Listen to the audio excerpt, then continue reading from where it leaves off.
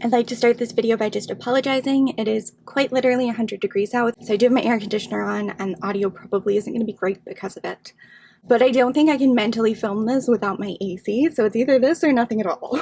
Today I'm filming a video about patterns for the first time in a very, very long time. I actually sold several hundred patterns over on eBay, specifically ones that weren't in condition or sizes or styles that I thought were worth counting and listing individually on Etsy. That was my primary goal, to just get rid of some of the stuff that was down in our basement so I could better organize and focus on the more interesting patterns. And in doing so, I found some that I had already counted, that were already kind of categorized and sorted out, and I finished counting those and listing them. So by the time this video goes up, these should all be listed. This is the first time I photographed and listed and counted patterns in like 3 years. So it's been a while, but hopefully I'm not too out of practice. So I thought I would just take you through these patterns one by one and show them all to you and talk about the condition of them, in case you're just interested in having something on in the background or potentially interested in purchasing them. So unlike in other videos, these aren't patterns that I've purchased for a lot that I'm completely unaware of the condition of. They're also not patterns that I have completely ready to list. I believe it was for the New York company patterns. All of those were kind of packaged prior to me talking about them on camera. But these ones are still in their binder bags, and this is how I store the patterns. I like this because it has a wider opening, so it's very easy to take the envelope and tissue out without damaging it, which is something I have to do several times when photographing them. And then after they have been listed, I can put them in horizontally into these bags and just fold it over and tape it over. I might change to cellophane bags in the future that have like an actual zipper top for storage prior to selling. But for counting the patterns in this step of the process, I still think these are just great. I really like how well they work. I also have a little sheet of notebook paper, and this is where I document the pattern number, the size, the measurements, whether or not it's printed, the condition of the instructions, and the condition of the pattern pieces, and also whether or not it is complete. So this one is a size 38, which means it's for a 38-inch bust, and it's not printed, and the tissue for this one is unused and neatly folded. The one piece has a tear in it. This is a really great size, and it's a really great pattern too for this nightgown that has this kind of dart underneath the bust with gathers inserted into it that create the volume you need there. And then there's a corresponding gather parallel to that at the shoulder. It'd be a really beautiful design just for a dress, not just a nightgown. This one is a Vogue special design pattern, and this is number 4753. It's a size 18 for a 38-inch bust. You can tell it's from a slightly later period of the 50s because the size 18 is usually for a 36-inch bust in the 1940s and 50s. It's only towards the end of that time frame when they start sometimes being a 38-inch bust instead. But even though it is for a 38-inch bust, it is still for a 30-inch waist and 40-inch hips. A lot of times the 38-inch bust will be paired with 32-inch waist measurement, but not this time. This did not come with its special design label, and it is mostly cut, yet it is in good condition with just a few pieces being taped. So it's relatively neatly folded, it's printed, the instructions were clean and sturdy, and it's just a really beautiful design with that deep scoop neck. It has a dolman sleeve and actually has underarm like seams inserted into the dolman sleeve to provide a better fit and probably a better amount of movement too. This guy has definitely seen better days, but the tissue is actually in surprisingly good condition. It has been used and all of the pieces have been labeled, as you can see. This is what the pattern looks like. This is a simplicity pattern, specifically number 2667. It is made for a 38-inch bust, 32-inch waist, and 41-inch hips. It's not printed, as you can see, and the instructions are actually quite clean and sturdy, though they are torn in a few places.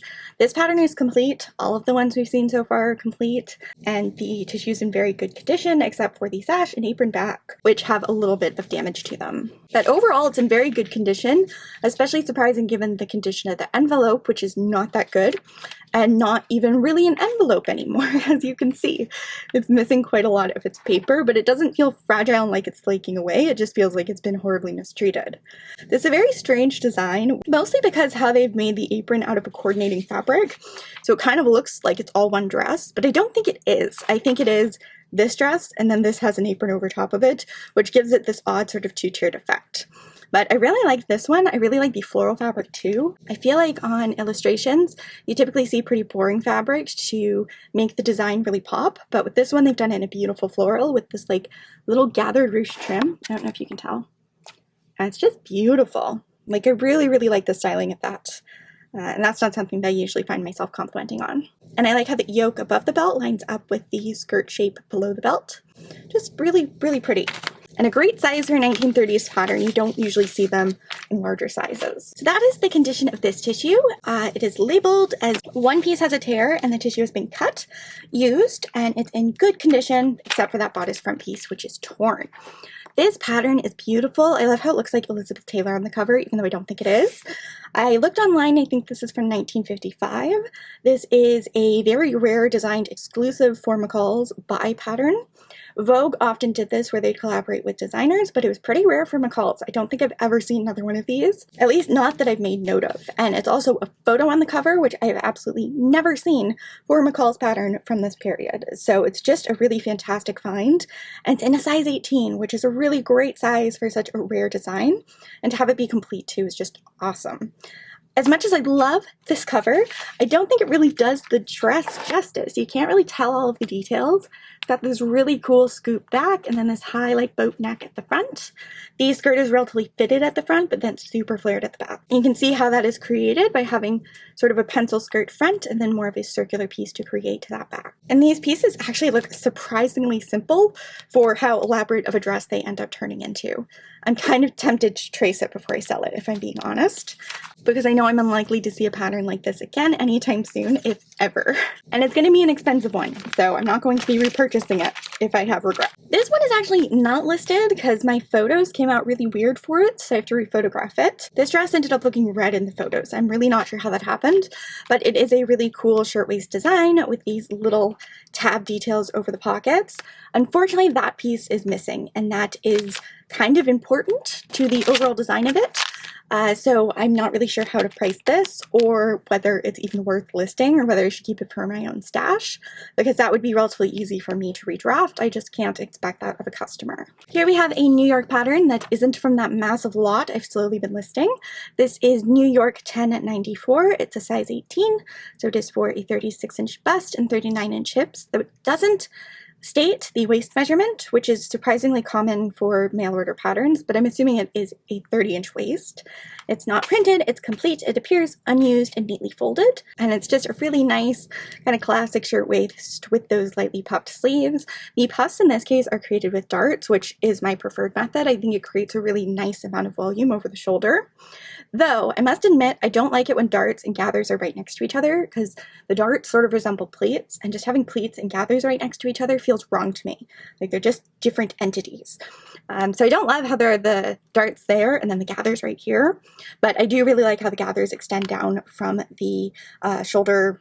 It's not a yoke, epaulette piece, whatever you want to call it. I think that's really nice, and that's usually relatively easy to construct and alter as well. Here we have another simplicity pattern from the 30s, and this envelope is still an envelope, so it's better off than the other one, but not by much.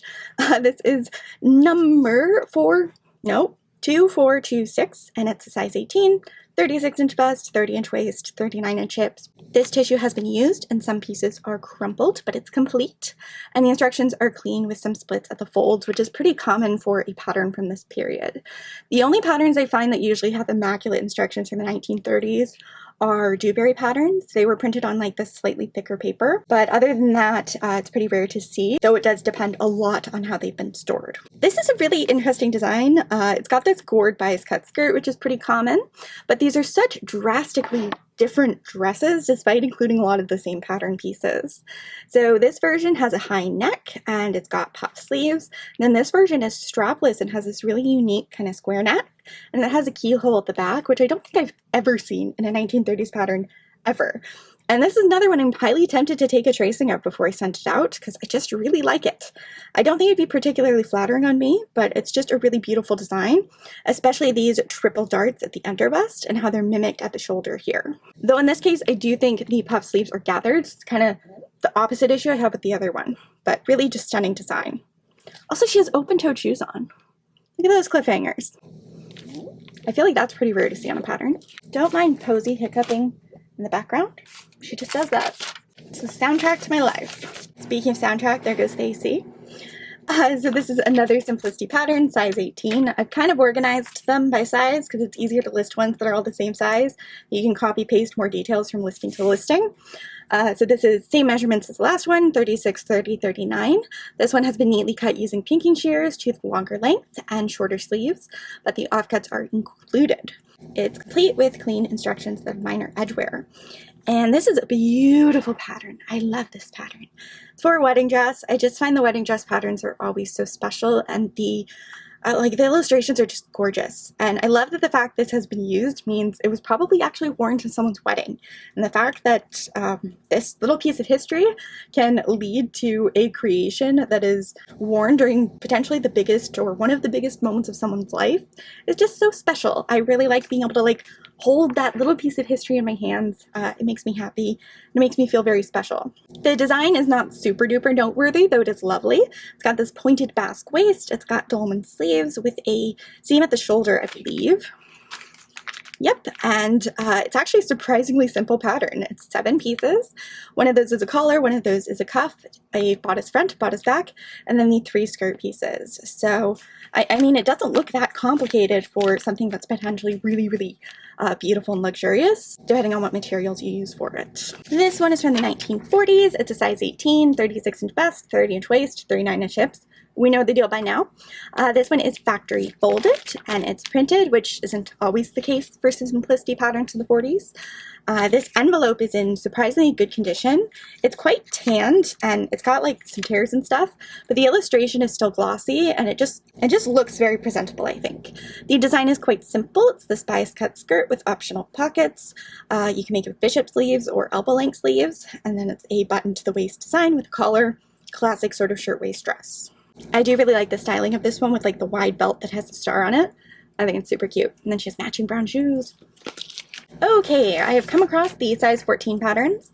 This is another one that is factory folded. This is for 32-inch bust, 26-inch waist, and 35-inch hips. I'm probably not going to mention the measurements for size 14 pattern again, because it's just been taking too much time, and they should all be mostly the same. And if they aren't, then I will mention it. But those are the standard for a size 14 from the 1940s or 50s. This is Simplicity 2955. The illustration for this one is again really glossy and vibrant, and I just like it a lot. These patterns don't tend to sell super well, so it'll probably be relatively inexpensive by 1950s factory folded pattern standards. It's this really pretty skirt with these darts and pleats at the front, and then the pleats actually end with a pocket and kind of disguise that, which is a neat detail. At least I think they do. Never mind, no they don't. That's just her holding her coat, not putting her hand in a pocket, and I'm a liar. I really like the notched waistband detail of this suspender skirt, and then it has a matching jacket so you can turn it into a suit. I feel like suspender skirts and suspenders just in general are adorable, but I have such bad posture that they always fall down on me. So not a pattern for me, but a very fun pattern for whoever it ends up with. And look, isn't this just gorgeous? I feel like you could frame that. The illustrations are just so damn pretty. And of course, I immediately have an anomaly. This is from a later period from the later 1950s. So it has a 26.5-inch waist instead of the 26 from the last one. This is Simplicity 4119. It's gorgeous. If this was in my size, I'd probably keep it, even though in reality, this would never look this good on me. Because to have these ruched gathers fit that smoothly, you really have to have this fit perfectly. And you have to have it over top of the correct undergarments to give you a really consistent, solid shape for that tension to sit against. And I'm too lazy to do that 99.99999% of the time these days. This would not be a super wearable dress for me, but it is absolutely gorgeous. I love the amount of volume in the skirt and how it is slightly gathered. I love the little gathers at the cuff. Look at that, and how they mimic the gathers into this dart at the underbust. I love the bow. Just everything about this I think is absolutely gorgeous. And I really like how they've done the contrasting lapels and cuffs for this one too. I just think it's absolutely stunning. And that one is printed complete. It has mostly been cut and used, but is in relatively good condition. This is Simplicity 3704. This is back to the early 1950s, so it's for 26-inch waist. This is a very fun asymmetrical fitted sheath dress. I really, really like the detail there. I think it's so cool. They'd probably be pain to execute, and I do not support the pairing of it with an ascot. I think that's weird. But overall, just a really nice, really simple dress. And this one does, in fact, have pockets. And they've actually kind of mimicked that tab detail on the pockets, which I think is really cute as well. Or you can be boring and make it without all of those things and probably make it much faster. But the end result can really not be compared. Like, they even made this one red. They're like, look at this one. And then there's this one. But look at this one. And look at her face. She wishes she was wearing that other one. You just know it. I find that patterns like these and patterns for suits don't tend to sell that well. So this one will probably be relatively affordable. And it's just, I don't know. It's just a fun design. This is early enough in the 40s that this is actually unprinted tissue. It's another Simplicity one, number 4666. That's easy to remember. This is for a relatively simple shirtwaist, and I really like that this buttons all the way down the front, because then you don't have to try and get a side zipper over your gigantic shoulders, though that might be a personal issue of mine. This version I really don't care for. I feel like it needs something going on down the front, or a collar just to give it some oomph. They really tried with the styling on this one, like giving her cute little socks and matching loafers, and then the hat and the bag. Like, they've really gone all out with accessories, but I can't make up for that lame dress. But she looks adorable. I love the little, like, matching kind of bow and pocket detail, and then her shoes match too. It's just so cute. So a very nice, very classic pattern in good condition if this is something you've been wanting to try to make. I really don't think it gets much better than this for a classic, very simple 1940s shirtwaist dress. And this one has some signs of use, but is very neatly folded. The instructions are clean and sturdy with some wear to the folds and edges. I think all of them in this video are going to be complete. This envelope is very tatty, like unfortunately so, but the design is really fun. It's got this really wide scoop neck, these kind of off the shoulder capped sleeves, and then it's got a drop waist and this pleated detail, and then it's got a relatively full skirt that is just gored, but the back view is what's really, really striking with this large bow, and then the shaping to have more volume extend from where the bow ends. It's just a really beautiful, really thought out design. Drop waist dresses don't tend to be the most flattering, unfortunately, so they don't tend to sell super well, but it is a really nice design if that's a style that you like. And this one has been mostly cut with pinking shears and neatly folded with clean instructions that are sturdy but have minor edge wear. This is Simplicity 4255, and this is printed from the early 1950s. So again, with that 26-inch waist. The instructions for this are clean and sturdy, but there are tears at the edges, and it's partially cut and neatly folded. And this is for a wrap style top that cinches at the waist, and then you've got these pedal pushers or these capri pants. And you have both long and short options with this super large wing collar and then this kind of obnoxious bow at the waist. It's just a really fun design, really different than the sort of blouse designs you usually see. And it's got dolman sleeves, so it should be pretty easy to construct compared to normal blouse patterns. And here you can see how that kind of overlap works with the front facings and everything. It's a really cool design. If it was in my size, I'd be tempted to keep it because it looks like something that would actually be really easy to wear. It doesn't have any buttons or anything like that, so that means that you don't have to make buttonholes. So it'd probably be a really good entry pattern into making your own blouses if that's something you're considering. Okay guys, I've only gone through like half the patterns, but I actually have to leave really, really soon for this vet appointment. So I will either be back to film the other half later, or I've rambled on long enough that this will be its own video, and the other half will be up tomorrow. So it's a new day. I'm going to try and finish this video. We survived the vet appointment. Now it's just Posey that has to pass inspection next week, I think. Anyway, back to this. So this is a beautiful pattern. This is one of the rarest of the lot. I would say it is like late 1930s. It is for those typical size 18 measurements because it is a size 18. The tissue is not printed, and this is Simplicity 2879. This is a really beautiful robe slash dressing gown slash day dress, and unfortunately it does not include embroidery transfers or anything to create that effect, but I really like how they've styled and included that. The instructions for this one are sturdy with edge wear and some rest spotting. The tissue is neatly folded with some rest spotting, and it's complete. You've got the long sleeve version and the short sleeve version, and it looks like these sleeves are shaped with darts. So that classic puffed 1930s look. Next up is a size 16 pattern. This one is printed The tissue appears to be nicely folded. The instructions are clean and sturdy and in good condition, and the tissue has been cut. And I really like this design. I don't so much love this illustration. There's a specific period where Simplicity was doing this. I'm just not that fond of it. But I really like the dress and the colors they've used for the fashion illustration on the front. I think they're both just beautiful, and this with the rickrack, then this with the ribbon and the little bows is just super, super cute. So this is a dolman sleeve gathered dress that's kind of got a peasant blouse look to it, and this would be really easy to construct. I feel confident saying that because I made something similar to it before, and it was also very easy to construct. What I like about this one is they actually have the bodice back and bodice front being separated with the side seam, whereas the one I followed had those sewn together. So it was like all cut as one piece, and it took up so much fabric. So this seems quite economical, in addition to being very frilly and cute. This is Simplicity 3365. It's got clean, sturdy instructions. It's a size 16, 34-inch bust, partially cut and in good condition. Except the bodice front has been taped, so there's like a 2-inch extension going through the center of the piece, which would have to be removed. But all of the pieces are present, and this is for a shirtwaist kind of suit dress with fitted sleeves and this really cute lapel. I love that the lapel and the cuffs kind of coordinate, and then it's got these pleats in the skirt, and it has optional pockets, and they're really wide pockets that span the entire width of the panel, which are both very easy to install because there's less top stitching involved, and they're also just very large, which is always convenient. Oh, and then this also comes with a camisole pattern, so it's a full ensemble. These don't tend to sell super well. They look kind of like suits, and suit patterns sell more poorly than anything else in my experience, so this one will probably be pretty affordable. The next couple, you can tell I documented a long time ago because they're in these older binder sleeves that aren't clear. So I'm going to swap them into the crystal clear ones before I ship them out because I really don't like these. Anyway, this is Simplicity 3766, size 16. 3 of the 7 pieces have been cut using pinking shears, and 1 of the pieces is crumpled, but it's complete and the instructions are in good sturdy condition. So this is for a slip, but it's like a very full skirted slip / petticoat cover.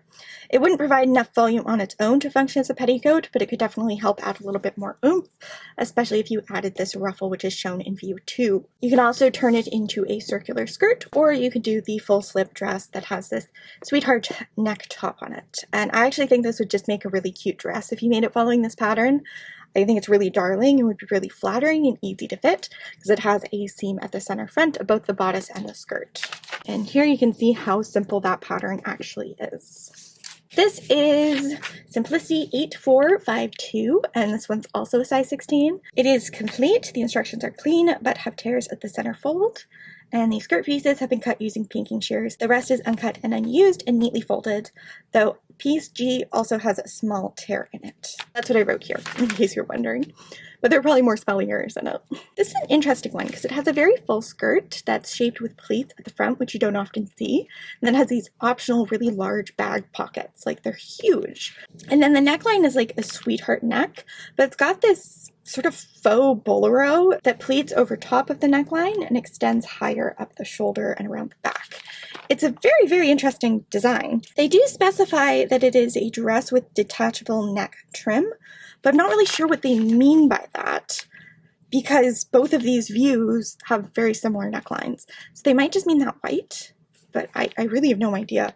It's strange though. But I do like the sleeve options. You've got a fitted one and you have a puffed one, and it's rare to see both of those on the same pattern.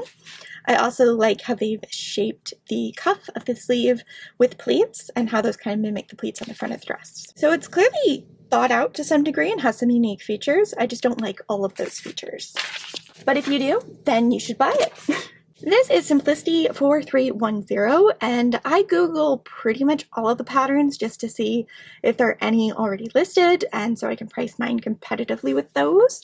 And to my surprise, there were a few of these listed, and they were listed for a lot. One was like $70, one I think was $50, and then one was like $48 or something, which I was not expecting, but kind of makes sense because it is a very cute pattern. So this is for shorts, bra, skirt, and shirt, so you've got a lot of pieces in there.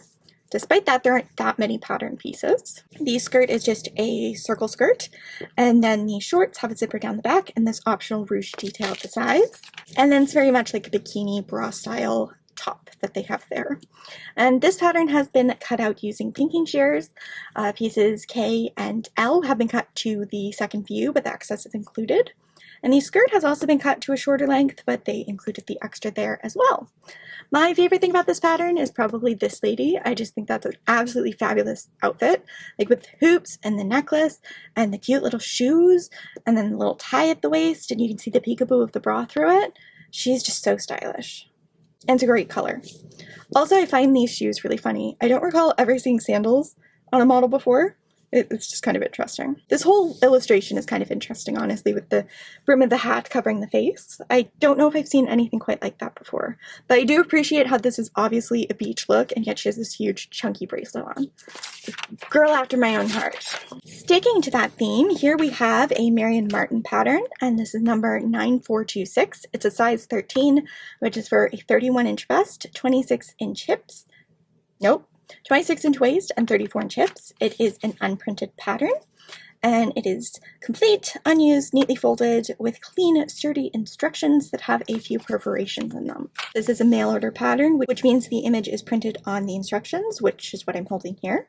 And it's in black and white. It's a very cute playsuit set that has this tie front top and then these beautifully pleated shorts with a basque waistband and a skirt as well. Like I said, the tissue is all very neatly folded. I do have its original mailing envelope, which you don't always see and is always kind of cute. And there you can see the perforation in the instructions. This goes through all but the topmost layer, so there are 4 of them on the instruction sheet overall. This is the singular size 12 pattern of the lot, and my notes on this are very short because it's factory folded and the instructions are clean and sturdy. It's Simplicity 3263, and it is made for 30-inch bust, 25-inch waist, and 33-inch hips. And this is just a super cute blouse pattern. You've got a scoop neck blouse, you've got the same scoop neckline with a collar, and then you have this higher notch neckline and this alternate version with a collar sewn on as well. I always love blouse patterns because they really dress up the different variants in surprisingly unique ways, despite the pattern only consisting of a couple pieces, and it always just impresses me a lot. This next one is factory folded. This is for a blouse. It is a size 14, but it's from a slightly later period, so it is made for a 26.5-inch waist rather than 26-inch waist, and it is of course printed. These are just some interesting wrap style tops. All of the views for these are quite similar. They didn't try very hard with this one, I don't feel, but you do have a few different sleeve lengths and then this optional kind of notched collar detail. The dart placement on this is actually very, very similar to the last one, but obviously it does have a different sort of closure because it has that overlapping. Here you can see the back, so there are no closures there, and here you can see how the various different front pieces look. The dolman sleeves are cut in 1, or rather in 2, with the front being part of the front bodice and the back being part of the back bodice. So it would be really quick to assemble compared to a traditional blouse where you have to gather down the sleeves and sew it into the arm size separately. And then, you know, do it 3 more times because you do it wrong the first time, there are puckers or stuff doesn't line up properly. Or maybe that's just me. I really like this pattern. This is actually very similar to a dress I made at one point, and it has a seam at the front, so the darts actually come out from the front, like you see here. And that's really unique. So instead of having one positioned below the bust and beside the bust, it's just coming straight out of the center front seam. And I also really like this almost off the shoulder but relatively low neckline that they have going on. It's interesting. This is a size 14. It is Simplicity 4647. It is for a 32-inch bust and 26-inch waist, and it has been cut and used, but is very neatly folded, and of course it is complete. And here you can see what the pieces look like in case you were curious. If this was closer to my size, I'd probably keep it, but my waist is larger than the bust for this pattern, so that's going to be a pass. Actually, I think that pattern literally sold like 10 minutes ago too, so that's another good reason not to keep it. I cannot remember if I've talked about this pattern already. I really think I have, so I'm just going to show it to you. Look, so pretty. It's from the 1940s, size 16, 34-inch bust. Tissue paper is unprinted because Butterick did not print their patterns until much later than the other brands. And it's got a basque waist and then this button front, and it has a pleat in the front too, which is a little bit interesting. And then it has this yoke detail on the back and kind of a uniquely shaped collar. So for a relatively simple dress, it definitely has some more unique details. This is the last of the bust patterns, and it's also a size 14. This is Simplicity 3882. This is also for a 26.5-inch waist, and 3 of these pieces have been used while the rest are uncut and neatly folded. And the envelope for this one is really glossy and bright and white. It's just very appealing. If you're someone who likes to frame envelopes, I feel like this would be a good candidate for that. And you can see the pattern pieces there. And this is a good example of what I mean about them having similar patterns and similar styles, but really making them look very different with the addition of the collar or scallops or cuffs, while the positioning of the darts and everything remain the same, as does the overall fit. And then the last one we have is a dewberry pattern. This is 5287 from the 1940s. It's just a very true, very classic 1940s shirtwaist pattern. Doesn't get more kind of basic, but like not in a bad way, in a classic sort of way than this. And I like the really big buttons in this. I think that's a cute detail. I like how they've shown this out of a print and then exaggerate that further with the coordinated buttons and the bow in her hair. I also like the optional, like I'm assuming it's optional, stitching that they show here. So you can have visible top stitching on that front yoke piece. Then you can also top stitch the pieces of the collar and the cuff. And that would have the added benefit of not having to iron them in the future because they'd be stiff enough that they'd be less prone to kind of becoming messy when you launder it. And then that is what the pieces look like. This is not a printed pattern. Dewberry was another brand that took a long time to start printing their patterns. And the instructions are pretty much pristine because this blue paper they used, it was sturdier and less prone to becoming brittle than a lot of others. I think I mentioned that earlier. So that is the note we are ending on. And I'd just like to thank you guys for watching. I know it has been a while. I can't promise that there's going to be more videos anytime soon. I am trying to prioritize my main channel, even though I've been absent there for almost years at this point as well. But I have been enjoying getting back into the pattern stuff again and kind of rebuilding my appreciation that I have for them. And I think when you have that appreciation, you have more of a passion towards creating them too. So hopefully this won't be a distraction from making things, but rather something that helps encourage me to make things. And I have been making things, filming that process. I just haven't been finishing things and finishing videos about those things, which is deeply unfortunate. But hey, this is a start. So thank you so much for watching. If you're interested, the link of where to purchase these will be down below.